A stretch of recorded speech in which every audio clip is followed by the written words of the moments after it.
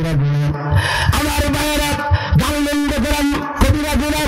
মুসলমান ভাইয়েরা, পৃথিবীর মধ্যে যত কিছু আছে সব কিছু দুই ভাগে বিভক্ত।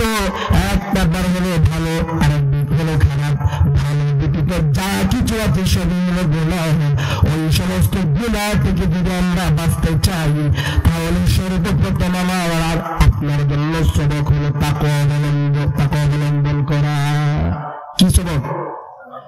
এখন আমি গুনাহ মাফের ওয়াজ করলাম, এই গুনাহটা কিভাবে মাফ হবে আর গুনাহ থেকে কিভাবে বাঁচবো, এই ওয়াজের দরকার আছে না নাই? একটা জুড়ে বলেন, আছে না নাই? আপনাদের বিরক্ত হচ্ছে?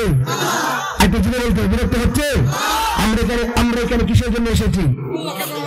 আরেকটু জুড়ে বলেন, কিসের জন্য এসেছি? আরেকটু জুড়ে কিসের জন্য এসেছি? কোন সন্দেহ আছে? আল্লাহ তাআলা সকলকে কবুল করেন, বলেন আমিন। আমরা এখানে বসতে পেরে খুশি না বেজার? আরো জুড়ে বলেন, খুশি না বেজার? আমাদেরকে লালন পালন করেন কে? আরো জুড়ে বলেন কে? আমাদের রব কে?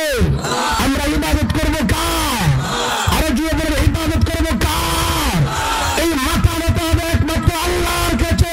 কোন পীর, কোন নেতার কাছে আমাদের মাথা নত হবে কথা বলতে ঠিক কিনা? আরো জুড়ে বলতে হবে ঠিক কিনা? কোন অন্যায়কারীর বিরুদ্ধে আমরা সহজতা অবলম্বন করবো না, সে যেই হোক না কেন। কথা বলেন ঠিক কিনা?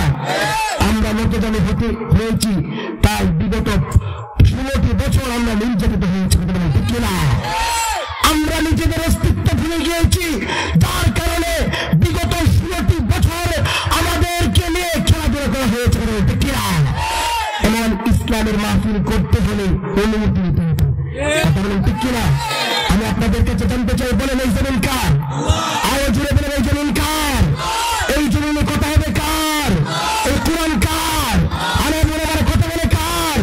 অতএব যেই জমিনে আল্লাহর জমিনে আল্লাহর কথা বলতে হলে যদি অনুমতি নিতে হয়, আমরা মুসলমান এক সুরে বলতে চাই, এমন নেতা আমরা মানি না। কথা বলতে একমত আছে তো সকলে? যেইভাবে পালিয়েছে, সামনে কেউ যদি আসে, সেইভাবে আমরা মাথায় কাপড়ের কাপড় বেঁধে ময়দানে চাপিয়ে পড়বো। কারণ একমত আছো? আল্লাহ কবুল করেন, পড়েন আমিন। আরো জোরে পড়েন আমিন।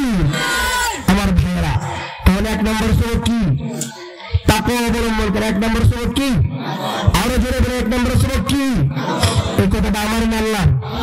আরো জোরে বলেন, আমার না আল্লাহর? আল্লাহ রাব্বুল আলামিন বলেন, ইয়া আইয়ুহাল্লাযীনা আমানু তাকুল্লাহা হাক্কা তুকাতিহি ওয়া লা তামুতুন্না ইল্লা ওয়া আনতুম মুসলিমুন। এই আয়াতে আল্লাহ তাআলা দুটি কথা বলেছেন। 1 নাম্বার বলেছেন, বান্দারা তোমরা মুত্তাকি হও, আল্লাহকে ভয় করার মতো করো। তারপর বলেছেন, ওয়ালা তামুতুন্না ইল্লা ওয়া আনতুম মুসলিমুন, তোমরা মুসলমান না হয়ে মৃত্যুবরণ করিও না। আমি আগে 2 নম্বর পয়েন্ট আলোচনা করি, তারপরে প্রথম পয়েন্ট আলোচনা করব। আমরা সকলে নিজেদেরকে মুসলমান দাবি করি।